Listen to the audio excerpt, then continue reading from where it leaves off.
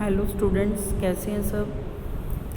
बेटा आज हम बिजनेस स्टैटिस्टिक्स का नेक्स्ट चैप्टर है जो वो स्टार्ट कर रहे हैं, that is measures of dispersion. Very important chapter, long question इसमें ज़रूर आता है बेटा आपको एग्ज़ाम में।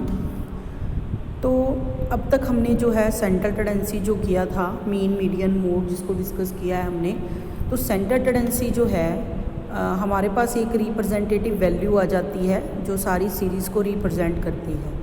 तो जो आपका डिस्पर्शन है वो क्या देखता है कि डिग्री ऑफ स्कैटरनेस कितनी है, जो सीरीज़ है वो सेंट्रल वैल्यू से कितनी दूरी तक फैली हुई है। देखो डेफिनेशन दी है ब्रूक्स एंड डिक की, डिस्पर्शन और spread is the degree of the scatter और variation of the variables about a central value. जो सेंट्रल वैल्यू है उससे कितनी दूरी तक जो सीरीज़ फैली हुई है उसको चेक करता है। Dispersion is the measure of variability, मतलब सेंट्रल वैल्यू से बाकी जो आइटम्स हैं उनमें कितना डिफरेंस है, कितनी दूरी पर वो फैली हुई हैं, उसको चेक करता है डिस्पर्शन।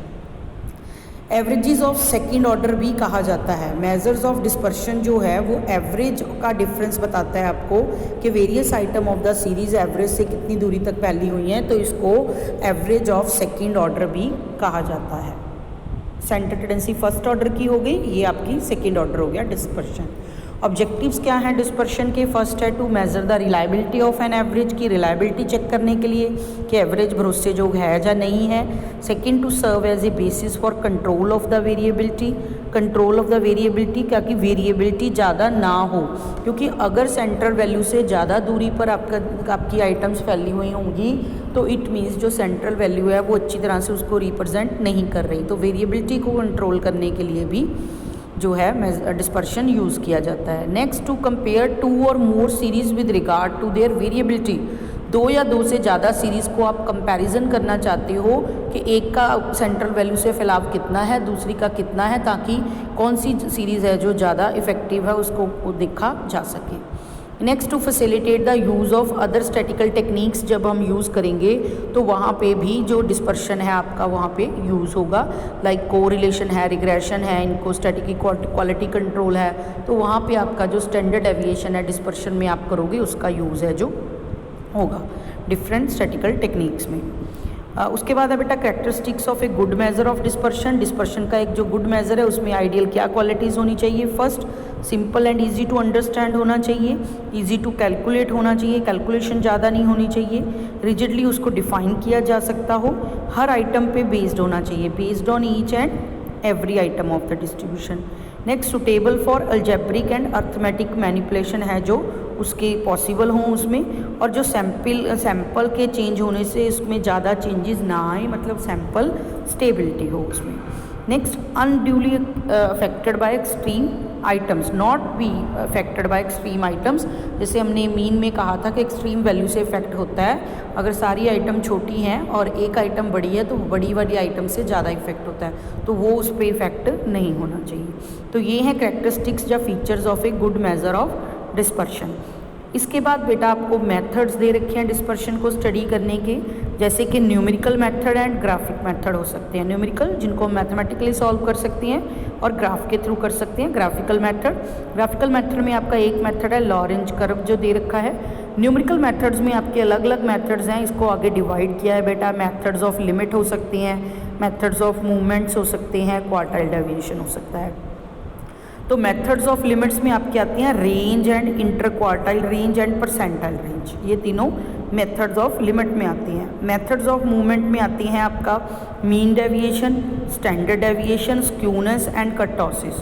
तो स्क्यूनेस एंड कर्टोसिस आपके सिलेबस में नहीं है इस साल के में, तो आपको mean deviation and standard deviation है जो वो हैं मेथड्स ऑफ मूवमेंट में। जो मीन डेविएशन है उसको first movement of dispersion, standard deviation को सेकंड मूवमेंट ऑफ डिस्पर्शन कहा जाता है, स्क्यूनेस को थर्ड मूवमेंट एंड कर्टोसिस को फोर्थ मूवमेंट कहा जाता है बेटा। और थर्ड आपके पास है क्वार्टाइल डेविएशन। तो इसके हम मेथड्स है जो वन बाय वन स्टडी करते हैं बेटा। मेजर्स ऑफ डिस्पर्शन जो है उसके दो मेजर्स हैं बेटा, एक है एब्सोल्यूट मेजर्स, एक होती हैं रिलेटिव मेजर्स। बहुत बार एग्जाम में पूछा जाता है एब्सोल्यूट मेजर क्या होती हैं या रिलेटिव क्या होते हैं या दोनों में क्या डिफरेंस होता है। जो एब्सोल्यूट मेजर ऑफ डिस्पर्शन है, जब आप कंपेयर करोगे वन एंड अनदर आइटम को एक दूसरे से, सेम पॉपुलेशन की अलग एक एक आइटम को एक एक यूनिट से उसके कंपेयर करोगे तो उसको हम बोलते हैं एब्सोल्यूट मेजर। जैसे कोई ग्राम की चीज़ की इंचेस में दे रखी है तो इंचेस वाली चीज़ से कंपेयर करेंगे, किलोग्राम्स में दे रखी है, रुपीज़ में दे रखी है तो उसको हम बोलेंगे एब्सोल्यूट मेजर्स ऑफ डिस्पर्शन। दूसरे आपके पास हैं relative measures of dispersion. Relative measures of dispersion वो होते हैं जिसमें हम जो है उनका किसी के साथ रेशो, परसेंटेज वगैरह कैलकुलेट करते हैं, तो पर्टिकुलर यूनिट है उसमें मैटर नहीं करता। पोजिशनल मेज़र हो सकते हैं, कैलकुलेटर मेज़र हो सकते हैं। पोजिशनल मेजर्स हैं coefficient of range and coefficient of quartile deviation, और कैलकुलेटर मेजर्स आपके हैं coefficient of mean deviation, coefficient of standard deviation, coefficient of variation and Lorentz curve जो हैं, ये सारे आपके कैलकुलेटर मेजर्स हैं। सबसे पहले हम पोजीशनल मेजर्स हैं जो पोजीशन के हिसाब से देखे जाते हैं उनको कंसीडर करते हैं। पहला आपके पास बेटा आता है रेंज। तो रेंज जो है सिंपलेस्ट मेजर ऑफ डिस्पर्शन है। Difference between the highest value of the series and lowest value of the series is known as range. तो जो x दे रखा है सीरीज़ का, उस x की जो हाईएस्ट वैल्यू है और लोएस्ट वैल्यू है, उन दोनों के डिफरेंस को हम क्या बोलते हैं, रेंज। तो लिखा है absolute range is equal to, कल्ला रेंज बोलो या एब्सोल्यूट रेंज बोलो एक ही बात है, that is highest value of the series minus lowest value of the series. तो उसको क्या बोला जाएगा बेटा, रेंज। इसी का अगर आपने रिलेटिव मेजर कैलकुलेट करना है, that is coefficient of range. Range के आगे हम वर्ड लगा देंगे कोफिशिएंट ऑफ रेंज। तो उसका मेथड है बेटा highest value minus lowest value जो हमने अभी कैलकुलेट की थी, divide by highest value plus lowest value. एक बार हाईएस्ट और लोएस्ट को माइनस कर देना है, नीचे हाईएस्ट और लोएस्ट वैल्यू को प्लस कर देना है। ठीक है, कई बुक्स में ना लार्जेस्ट और स्मॉलेस्ट भी लिखा है, तो एक ही बात है, हाईएस्ट मतलब सबसे बड़ी, लार्जेस्ट मतलब सबसे बड़ी, लोएस्ट मतलब सबसे छोटी और स्मॉलेस्ट मतलब सबसे छोटी। तो L माइनस एस भी कर रखा है, तो वो एक ही बात है बेटा, कंफ्यूज होने की बात नहीं है। तो इंडिविजुअल सीरीज हो, डिस्क्रीट हो, कॉन्टिन्यूस हो, आपने कुछ नहीं करना, सिर्फ x की आइटम्स को देखना है, f मैटर ही नहीं करता इसमें। तो x की वैल्यूज़ में से जो सबसे बड़ी आइटम है उसमें से सबसे छोटी आइटम को आपने माइनस करना है। तो ये एग्जांपल दे रखी है आपके पास 22, 35, 32 ऐसे वैल्यूज़ दे रखी हैं। इसमें हाईएस्ट वैल्यू है बेटा 48 एंड लोएस्ट वैल्यू है 22। तो 48 में से हम 22 क्या कर देंगे, माइनस। तो आपके पास इसकी जो है रेंज निकल के आ जाएगी, that is 26। Coefficient of range निकालने के लिए हम ऊपर करेंगे 48 माइनस 22, नीचे करेंगे 48 प्लस 22, तो आपके पास 0.37 जो है इसकी क्या निकल के आ गया, कोफिशिएंट ऑफ रेंज। ये था इंडिविजुअल सीरीज़ में। सेम तरीके से डिस्क्रीट सीरीज़ में एफ दी होती है, हमें एफ का यहाँ कुछ नहीं करना। हाईएस्ट वैल्यू एक्स में से देखेंगे 10 है, लोएस्ट वैल्यू 3 है, 10 माइनस 3 7 आपकी आ गई रेंज। कोफिशिएंट ऑफ रेंज के लिए ऊपर 10 माइनस 3, नीचे 10 प्लस 3। सेम तरीके से 0.54 आ गया आपका कोफिशिएंट। कॉन्टिन्यूस सीरीज़ में भी क्या गिवन है आपको, क्लास इंटरवल्स गिवन है, तो आप क्या कर सकते हो, हाईएस्ट जो वैल्यू है क्लास इंटरवल की दैट इज़ 35 और लोएस्ट वैल्यू है 5। 35 माइनस 5 तो आपके पास कितना आ गया, 30 मार्क्स। तो उसके बाद आप हाईएस्ट में से लोएस्ट माइनस करके और प्लस करके कैलकुलेट करोगे तो आपके पास आ गया कोफिशिएंट ऑफ रेंज। तो ये था बेटा आपका रेंज। कई बुक्स में कॉन्टिन्यूस सीरीज़ को कैसे कर रखा होगा बेटा, मिड वैल्यूज़ कैलकुलेट करके भी कर सकते हैं, लेकिन आंसर सेम नहीं आएगा। अगर आप ऐसे तरीके से करोगे आंसर और आएगा, अगर मिड वैल्यूज़ निकाल के करोगे तो आंसर और आएगा। तो आपने 5 plus 10 divide by 2, 10 plus 15 divide by 2 आप क्या निकाल लोगे, इनके क्लास इंटरवल के मिड वैल्यूज़। फिर highest mid value minus lowest mid value, तो वो आपका एक्स ही बन जाता है मिड वैल्यूज़ कैलकुलेट करने के बाद। उसमें से आप हाईएस्ट में से लोएस्ट कैलकुलेट करोगे तो सेम तरीके से आप रेंज निकाल सकते हो। वैसे सिंपल मेथड यही है। इसके बाद आपके पास है बेटा मेरिट्स ऑफ रेंज। ठीक है, तो पहला तो क्वालिटी कंट्रोल में बहुत यूज़ होती है रेंज जो है। आर चार्ट्स बनते हैं, क्वालिटी चार्ट्स बनते हैं, तो क्वालिटी को चेक करने के लिए इसको बहुत यूज़ किया जाता है, क्वालिटी कंट्रोल में प्रैक्टिकली यूज़ होती है। दूसरा variation in stock and share prices, जो स्टॉक में चेंजेस आ रहे हैं, शेयर प्राइसेस में चेंजेस आ रहे हैं, उनको कंप्यूट करने के लिए जो है रेंज को यूज़ किया जाता है। थर्ड वन है फोरकास्ट के लिए, जो मिनिमम और मैक्सिमम, जैसे कि हम टेम्परेचर की बात करते हैं तो उसको कैलकुलेट करने के लिए किया जाता है। तो फ्यूचर के बारे में अगर आपने कुछ फोरकास्ट करना है, प्रेडिक्ट करना है, उसके लिए भी रेंज यूज़ होती है। जो हमारा टेम्परेचर होता है, मैक्सिमम टेम्परेचर इतना, मिनिमम टेम्परेचर इतना, तो वो जो है उस रेंज, उस वहाँ पे भी रेंज है जो आपकी यूज़ होती है। ये थी कुछ मेरिट। इसके बाद आपके पास कुछ दे रखी हैं बेटा डीमेरिट्स ऑफ रेंज। तो फर्स्ट है range is not based on all the item of the series पे बेस्ड नहीं है, सिर्फ हाईएस्ट और लोएस्ट आइटम को लेते हैं हम, बाकी किसी भी आइटम को कंसीडर नहीं करते। Second, range is affected by unusual item of the series, ठीक है, as it take in so count only largest and smallest. अगर लार्जेस्ट एंड स्मॉलेस्ट आइटम आपकी डिफर करेगी तो आंसर पे साथ के साथ आपके डिफरेंस आ जाएगा। अगर आपकी ओपन एंड क्लास इंटरवल्स हैं, उसमें आपको पहले क्लास इंटरवल्स कैलकुलेट करने पड़ेंगे, फिर ही आप उसको कर सकते हो। It means open and class interval में इसको पॉसिबल नहीं है जब तक आप उसको कंप्लीट नहीं करते। Range is very much affected by the sample की फ्लक्चुएशन से बहुत ज़्यादा वेरी करती है। अगर सैम्पल में थोड़ा सा भी चेंज आता है तो उसके हिसाब से रेंज में चेंज आ जाता है। If the two values of the series smallest and larger item of the series को ना चेंज किया जा रहे, बाकी सारी आइटम्स को चेंज कर दिया जाए तो भी आंसर पे कोई फ़र्क नहीं पड़ेगा, क्योंकि दो ही आइटम्स को कंसीडर किया जा रहा है। तो ये था बेटा आपका कुछ डीमेरिट्स ऑफ रेंज। उसके बाद आपके पास है बेटा second, quartile deviation. Very important, बहुत बार एग्जाम में पूछा जाता है। क्वार्टाइल डेविएशन का शॉर्ट नोट भी आता है, प्रैक्टिकल भी पूछते हैं। क्वार्टाइल डेविएशन क्या है? रेंज है जो क्रूड मेजर है, क्योंकि ओनली एक्सट्रीम की दो वैल्यूज़ को कंसीडर करता है, बाकी वैल्यूज़ को कंसीडर नहीं करता है। तो हमारा जो क्वार्टाइल डेविएशन है बेटा, वो हमारे क्वार्टाइल थर्ड और क्वार्टाइल फर्स्ट, याद करो जब हमने मीडियन का टॉपिक किया था तो हमने पोजीशनल एवरेजेस की थी, जिसमें हमने पोजीशनल एवरेजेस में क्वार्टाइल डेविएशन किया था। हम फर्स्ट क्वार्टाइल कैलकुलेट करते थे, सेकंड क्वार्टाइल, थर्ड क्वार्टाइल, तो वही क्वार्टाइल की बात कर रहे हैं जो हमने वहाँ पे कैलकुलेट किए थे। सेम मेथड से क्वार्टाइल है पहले कैलकुलेट कर लेने हैं। उसके बाद आपका इंटर क्वार्टाइल रेंज है बेटा, और क्वार्टाइल डेविएशन है, दोनों में डिफरेंस है, जरा सा डिफरेंस है। बच्चे कंफ्यूज रहते हैं, क्वार्टाइल डेविएशन और इंटर क्वार्टाइल रेंज में कोई फर्क नहीं है। Inter quartile range is equal to Q3 minus Q1। पहले आपने Q1 की कैलकुलेट कर लेनी है वैल्यू, फिर आपने Q3 की वैल्यू कैलकुलेट कर लेनी है, उसके बाद थर्ड क्वार्टाइल में से फर्स्ट क्वार्टाइल की वैल्यू को क्या कर देना है, माइनस। तो आपके पास क्या आ जाएगी बेटा, इंटर क्वार्टाइल रेंज।